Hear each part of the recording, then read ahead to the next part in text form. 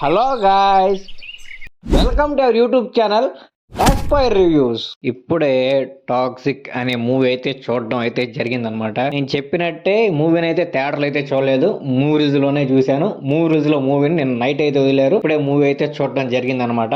Movie చూశాక నాకు ఎలా అనిపించిందంటే నరుక్కోవడం వేసుకోవడం ఇంకేమి లేదు మూవీలో. వేసుకునే సీన్ ఏమైనా మంచిగా చూపించారంటే అది లేదు, సగం సగం చూపించి సగం సగం వదిలేస్తారు. నరుక్కోవడం మాత్రం ఉంది భయ్య. అంటే నేను స్టార్టింగ్ 22-30 మినిట్స్ చూసినప్పుడు రే వాంటెడ్ గా మూవీకి నెగిటివ్ రివ్యూస్ ఇచ్చేసారేమో అన్న ఫీలింగ్ అయితే కలిగిందనమాట.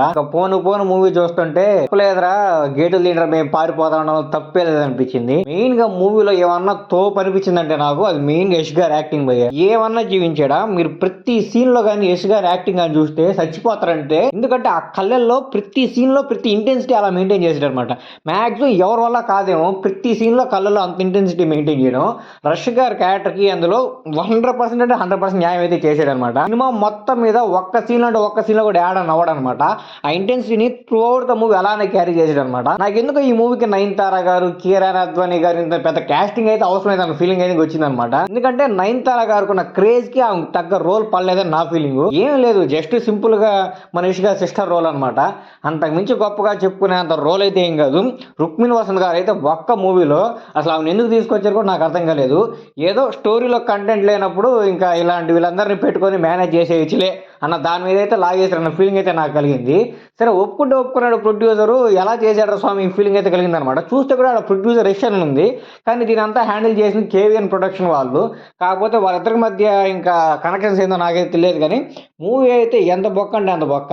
నరుక్కోవడం వేసుకోవడం ఈ రెండే మైండ్లో పెట్టుకొని మూవీ అయితే చూడండి అనమాట. అంతకన్నా ఎక్కువ అయితే ఏం ఎక్స్పెక్ట్ చేయబాకండి. నేను స్టార్టింగ్ ఒక 1 అవర్ చూశాక ఒరే ఈ స్టోరీ మనకు అర్థం అవుతుంది, కానీ దీన్ని ప్రజెంట్ చేసేవే చాలా దారుణంగా ఉందన్న సమయం అనిపించింది. ఎందుకంటే స్టోరీ అంటే చాలా మంచి స్టోరీ, చాలా గొప్ప స్టోరీ అది.